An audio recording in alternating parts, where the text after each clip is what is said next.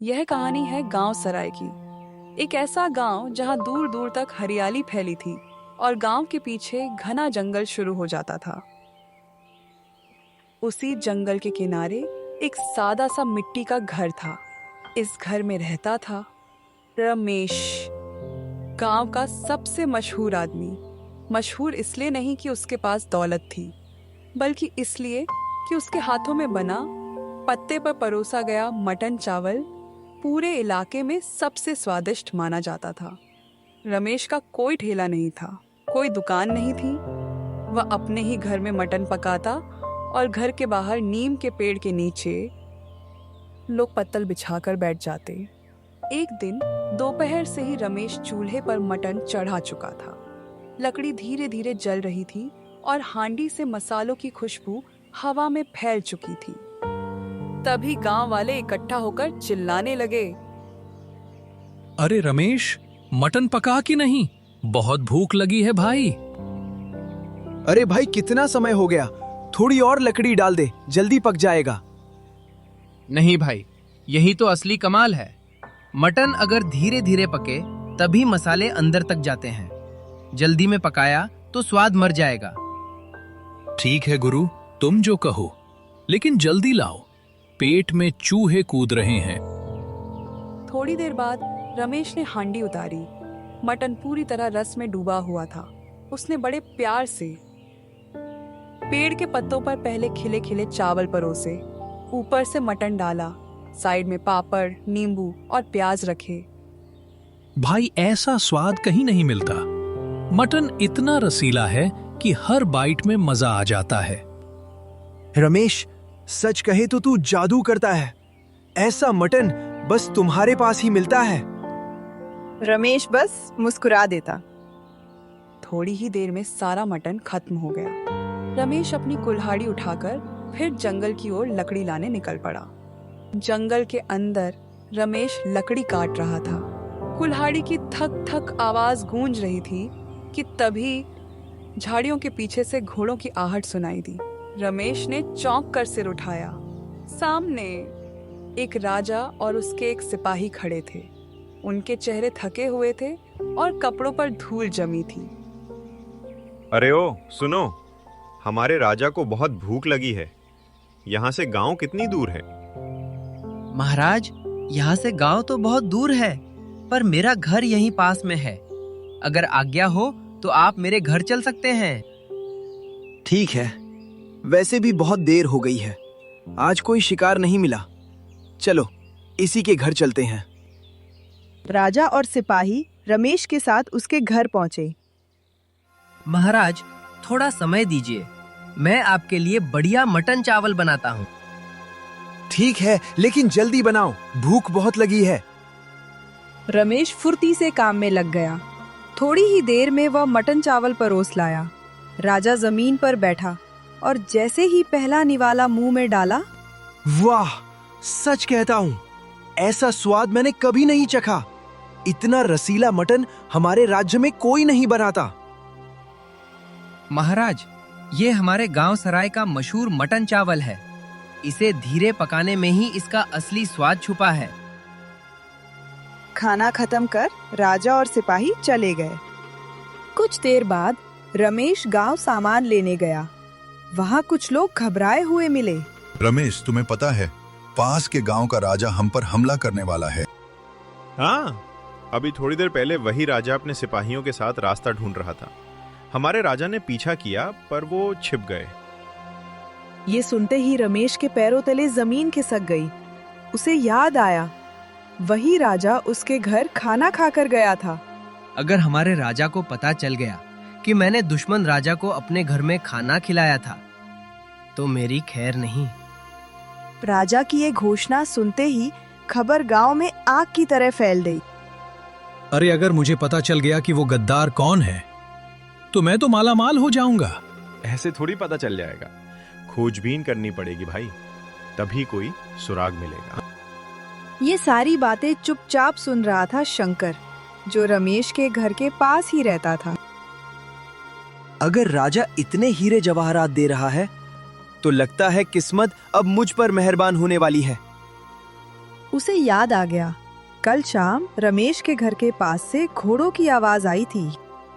शंकर तेज कदमों से रमेश के घर पहुंचा और बाहर से चिल्लाया, अरे रमेश, ओ रमेश, घर पर है क्या? अंदर से कोई आवाज नहीं आई।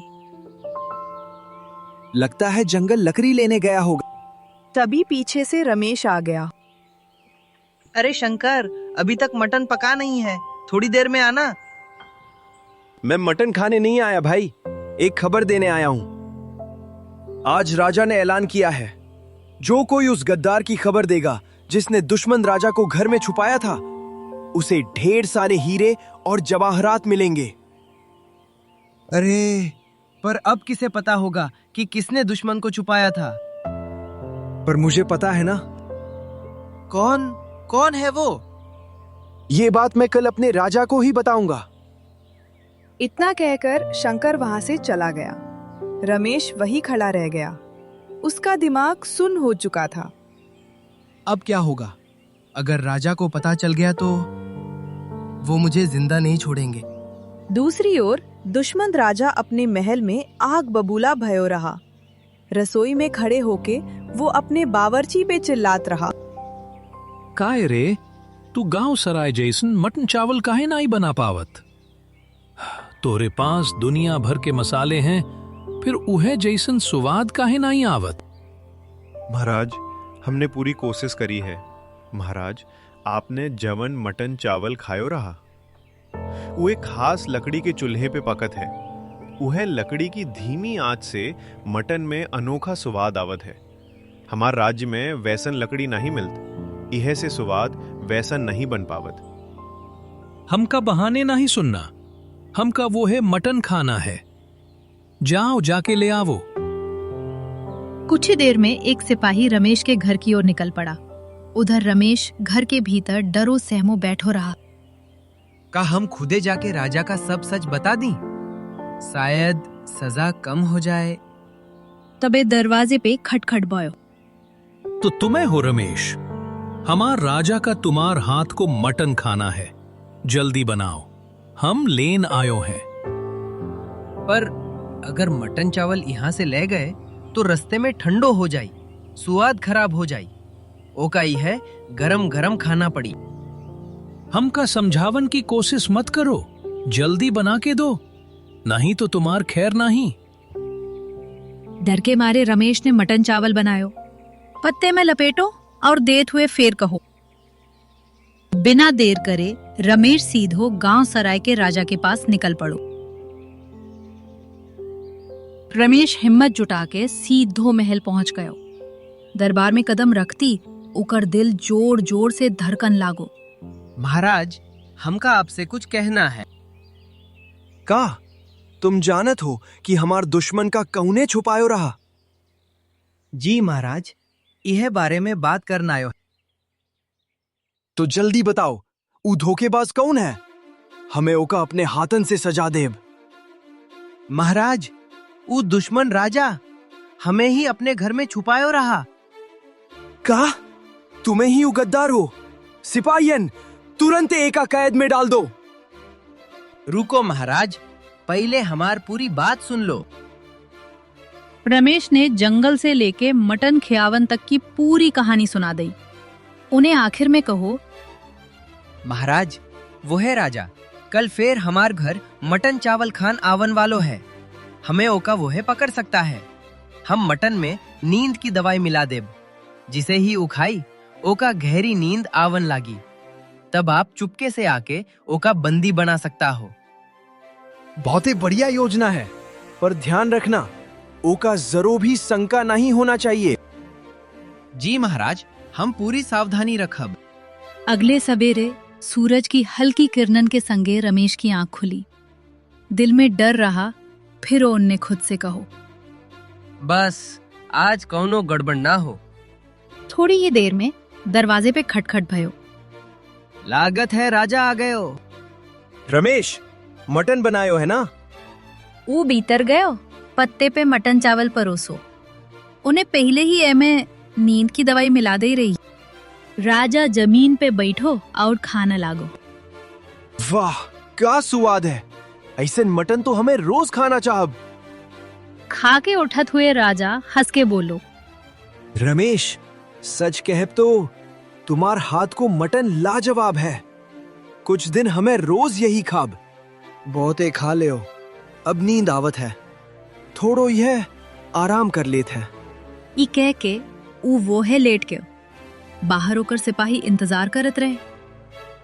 कुछ ही देर में झाड़ियन के पीछे से गांव सराय के राजा अपने सिपाहियन के संगे प्रकट भय। औन ने इशारा करो, एका बांध लो। दुश्मन राजा के पकड़े जान के बाद गांव सराय में खुशी की लहर दौड़ गई।